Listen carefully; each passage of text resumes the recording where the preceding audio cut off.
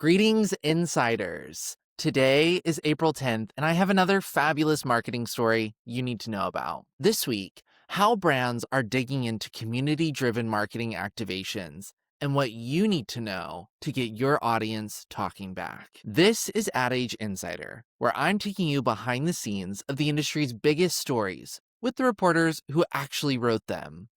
I'm your host, Parker Herren. Make sure to like this video and follow Ad Age wherever you're watching so that you're never behind on industry news. Loyalty, fragmentation, slop. All of the modern dilemmas marketers are facing are why we're seeing the rise of community building with audiences. It's never been more important to develop a line of dialogue between brand and consumer. And we've seen some fascinating work on social media, Substack, text communities, and more. So today, we're going to flip the script a little bit. Ad Age's senior engagement editor, Mark Fischer, is taking over hosting duties from me, but it's okay. He's going to talk to me and to Sabrina Sanchez, our community growth editor, about what we're seeing firsthand as brands and publishers try to build real audience relationships. We get into how brands are growing communities that actually respond and what separates that from empty engagement plays. Plus, what you need to know to get your community strategy up and running. So Mark, take it away. All right. So, Parker, how does it feel to be on the other side of this interview? It's a thrill and an honor, and I feel like I always want to talk more, and now I can. Well, now you can. So, for everybody listening, my name is Mark Fisher. I'm Ad Age's senior engagement editor.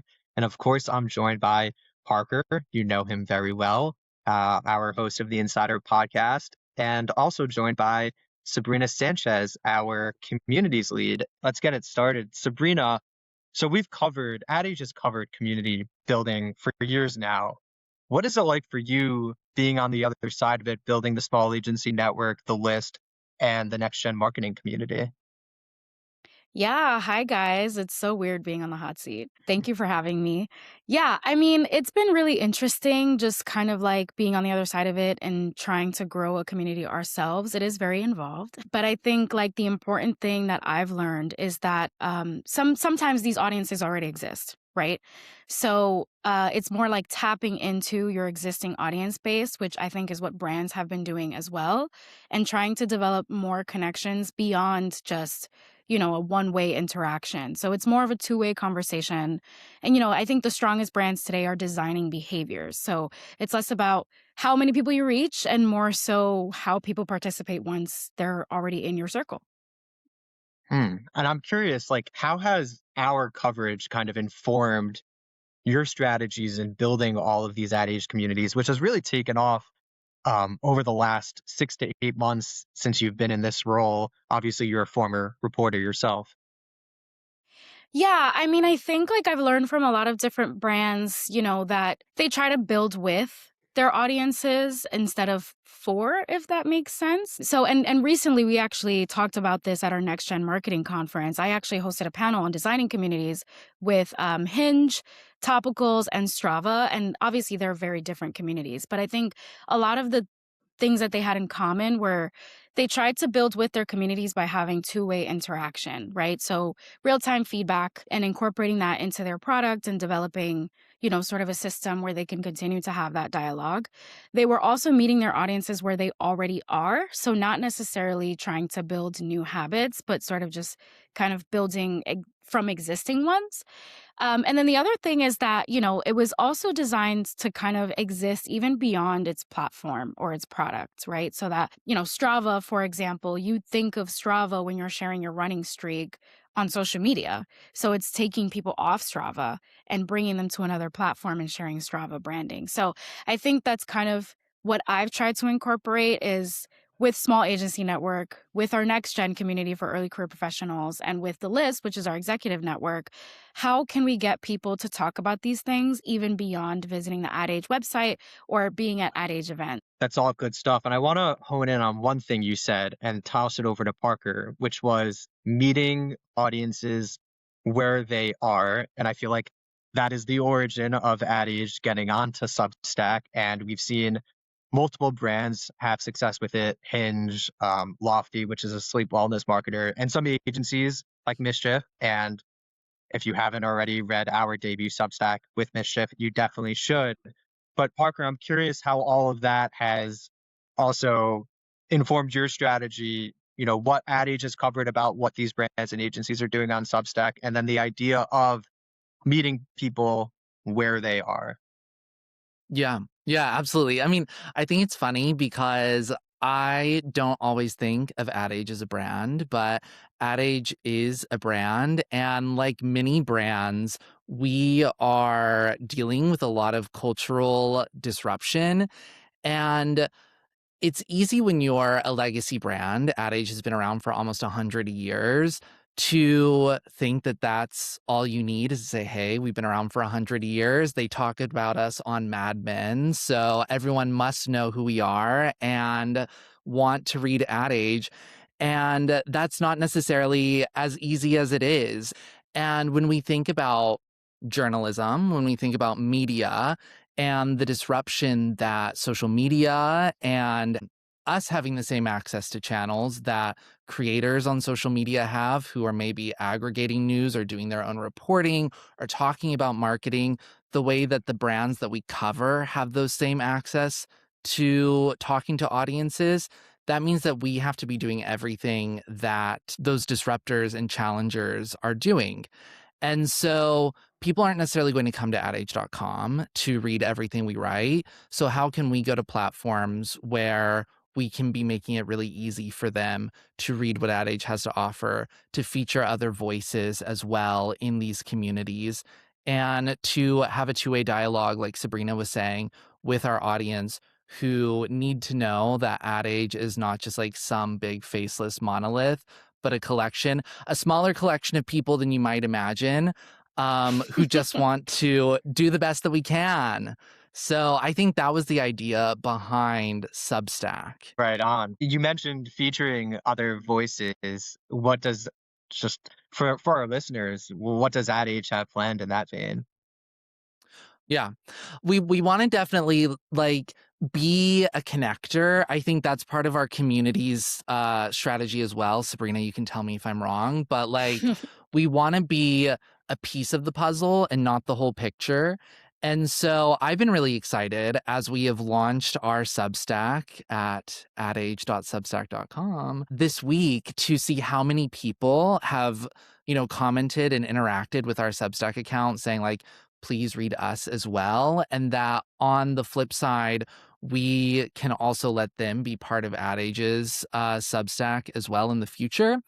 And I think that that's really important for, I guess, being a curator, being a 100-year-old brand in these spaces is lifting everybody else up with us and not assuming that we're the only ones, that it can only be one thing or one team or one brand that can own everything. Yeah, I want to just add to that because Parker, you kind of hit the nail on the head. Being a connector is such a huge part of what we're doing. And Substack is a part of that, but also communities as well. Like we have had a lot of discoverability through our communities, right? Like our next gen group is early career professionals and students who maybe don't read Ad Age and are not necessarily used to having it as a resource, but they talk to us and they talk with us. They talk with each other, with their peers that are also entering the industry.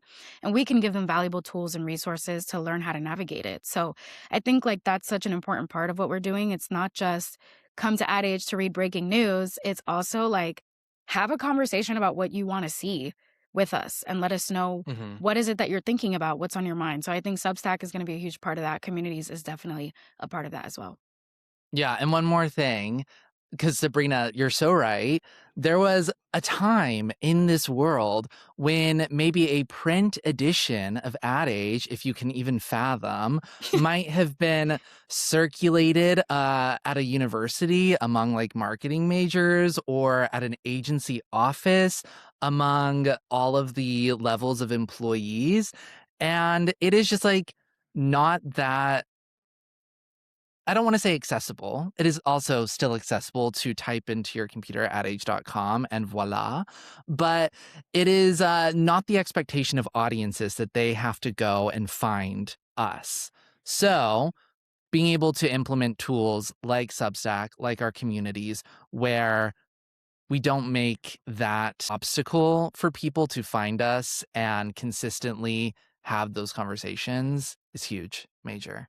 It, I think it's so interesting because, of course, Ad Age, like I said earlier, covers all of these things, but we're very much like you said, Parker, Ad Age is a brand itself. So we're trying to do a lot of the things that many marketers and agencies are trying to do as well. And of course, the entire media ecosystem is so fragmented. Everybody knows that. So I think to your point, showing up where they are. And then also, Sabrina, like you mentioned within Ad Age communities, how we can talk to our members and see what they want from us. And that reminds me of, I know we spoke to Bubble's head of communities. Her name escapes me, but she was just saying, they'll go out to their community members and ask for recommendations on products and then what to name products and also just testing products, which is obviously, B2C marketers can continue to do and use communities for that. Now, I am interested in your take on this, Sabrina. So Reed Littman and Anthony Poe recently wrote a column for us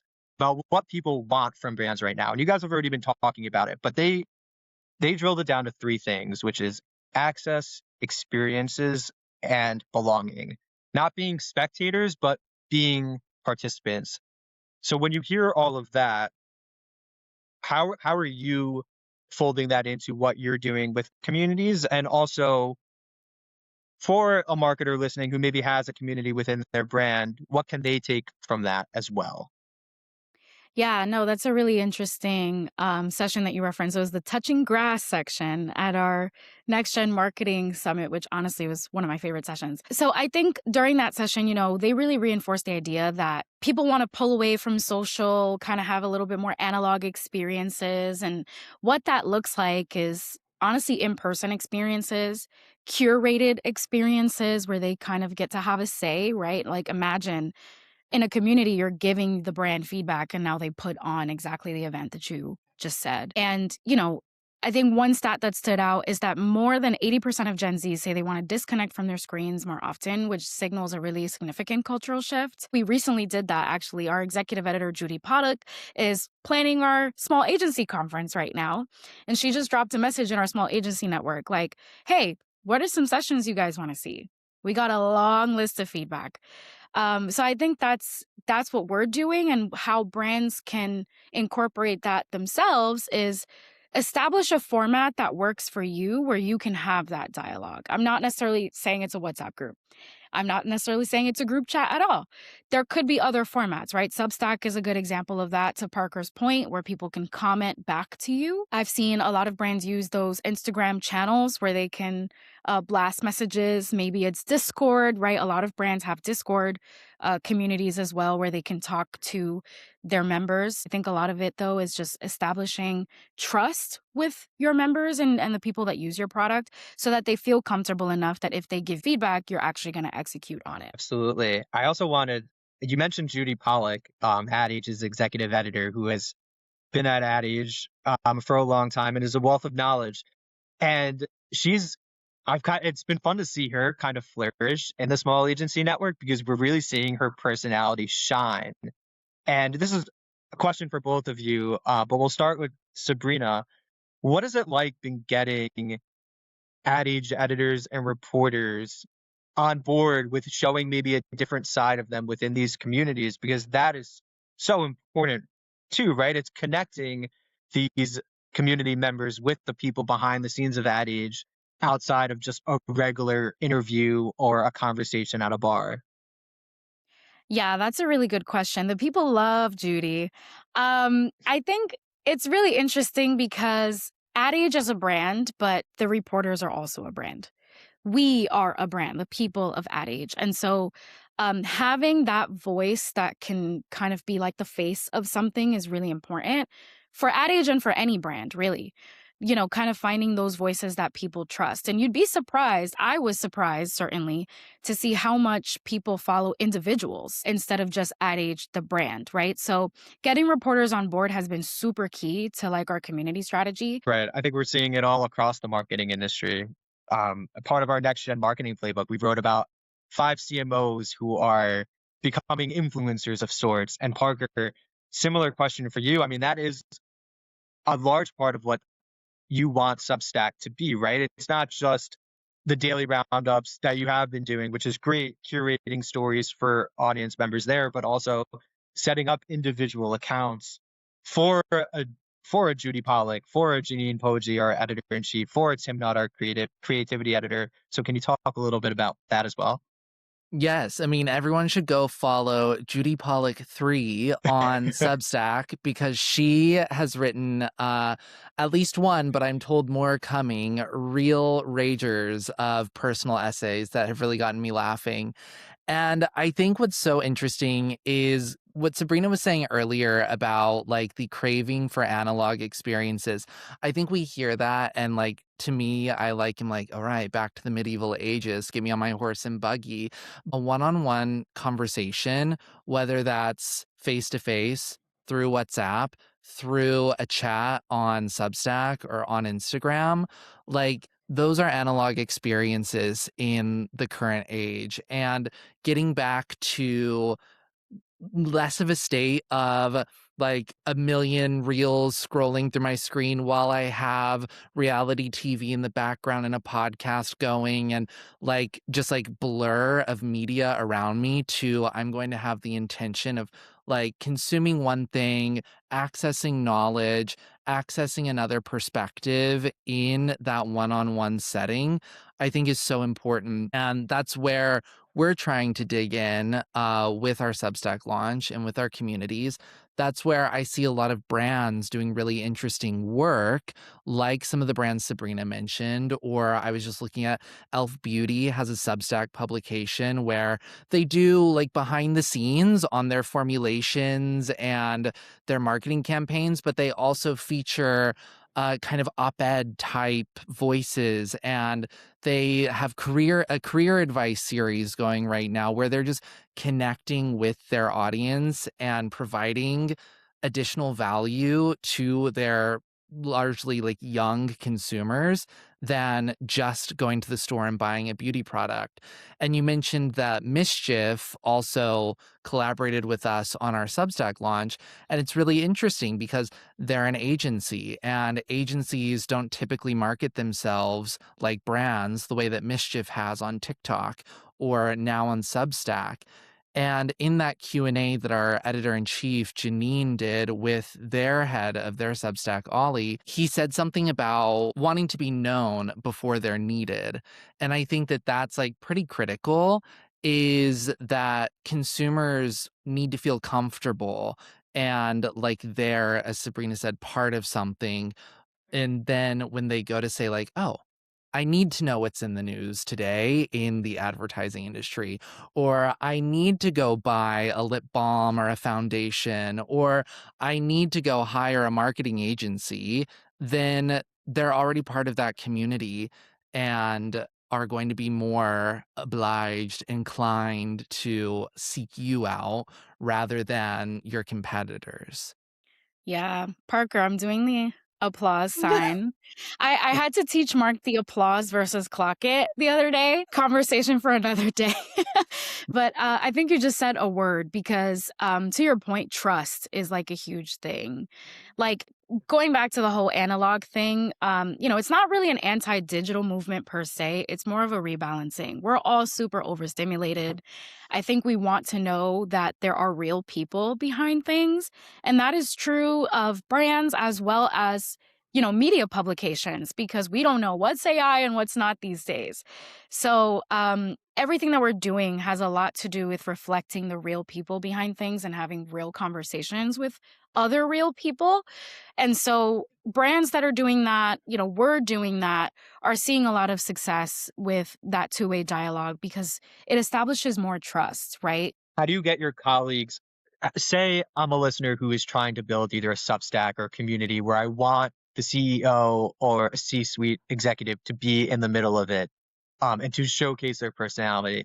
How do you get those colleagues on board with it, with something that they may not feel comfortable doing, but that you think is, like you two are saying, is truly necessary to stay relevant and build foundations of trust with existing consumers and new consumers as well?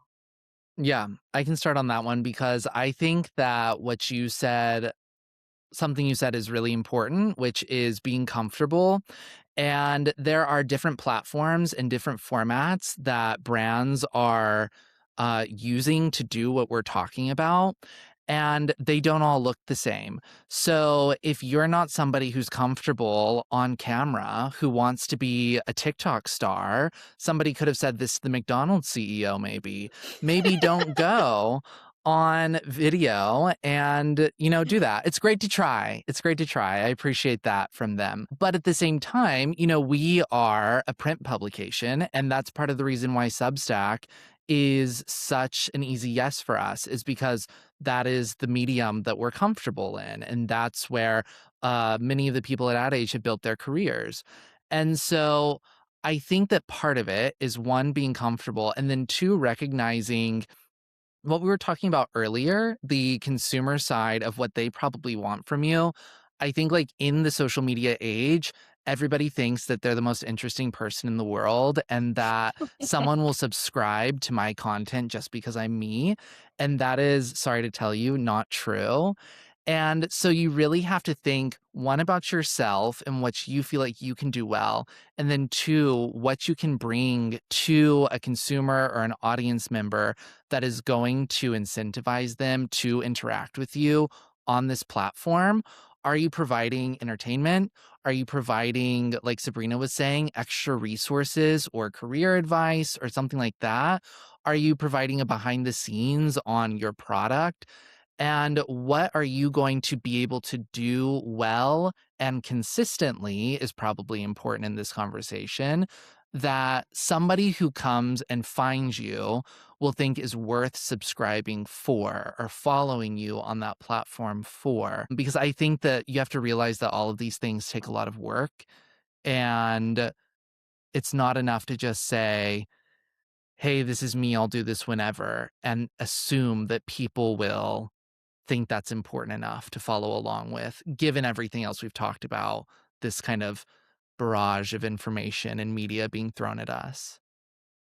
Yeah, everything Parker said. And the only thing that I would really add is that I tell the reporters on our team is that, and I also tell the members the same thing. You only get what you put in. And so people are willing to give if you're willing to give. And I think that's something to communicate to any team if you're starting to build community, is that, of course, we have to give, but also, how much we give is what we get out. Now, my final question to you is, put yourself in the shoes of either an agency person or a marketer who wants to spin up a community or wants to spin up a Substack. What would be their first step? And another way of thinking that of that question is, what would be your number one piece of advice for them? So you can take this whichever way you'd like. Sabrina, we'll start with you though. Ooh, the hot seat. I would say do an audit of your audiences. Understand who you're targeting. Do they already exist in your ecosystem? I think we did that for the small agency network, and we had the small agency conference running for more than 15 years. So we knew that audience was already in our ecosystem. We knew from years of conversations with them that they wanted more touch points beyond one annual conference. And so once we did that audit, we understood that there would be a lot of value in a community where we could create more touch points, have more conversations, more in-person events, and that people would show up. So we did an audit of our communities. What is an opportunity that we're missing to reach those people? And I think that's the very first step. The second step would be, and I'm giving you a little extra than you asked for, is think about any repeatable community-driven experiences that you can create. Because, of course, this is all done through consistency and repetition. How much legwork does that look like? How many logistics do you have to think about in order to do that? How can you execute that with pretty low lift to start, right? Because obviously you have to build these things over time. You're going to have some lurkers in the chat. You're not going to have people talking all the time. That's okay. It takes time. So think about repeatable community-driven experiences that you can build. How can you build that trust? And also remember that these are owned channels, right? How can you own this channel? So that's a really big, probably understated, important part of this is How can you have ownership of this? Because that's going to determine how much flexibility you have when you're building these platforms. Yeah, you're right. There's too much, letting the wind take us where it does with algorithms and less us leading those distribution strategies, which is part of the reason why we're correcting that with these platforms. I think something else, we've talked a lot about what these efforts mean for consumers and audiences. And the other thing is a brand needs to think about what they want out of the consumer audience on the platform that they're going to activate on. I think that it would be very easy for me to ask ChatGPT, where should Ad Age go next? And it might say Substack, but that's not necessarily how we started that conversation. Instead, I think starting the process with your own human noggin and going on these platforms and seeing what content is being shared, how Substack users are interacting with other brands and other media companies and each other on a platform like Substack versus TikTok versus Instagram versus any of these platforms you might want to dig deeper into, and getting really comfortable with the tone and the language and the vibe versus just saying, here's what my competitors are doing, or I saw this one brand do something cool here, let's copy it, which is what an AI assistant is able to tell you what other people have done.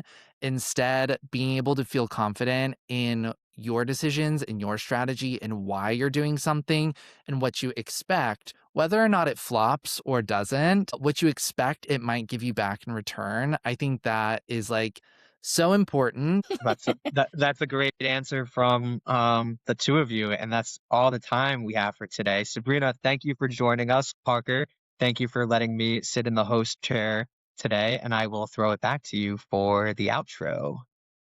Thank you, Mark. A Thank fabulous you. job. All right. I hope you found that conversation just as fun as I did. If you liked it, please like this video and follow Ad Age wherever you're watching right now. I want to thank Mark Fischer for hosting this episode, and I want to thank my fellow guest, Sabrina Sanchez. Thank you for watching. This is Ad Age Insider. I'm your host, Parker Herren. I hope you have a great day.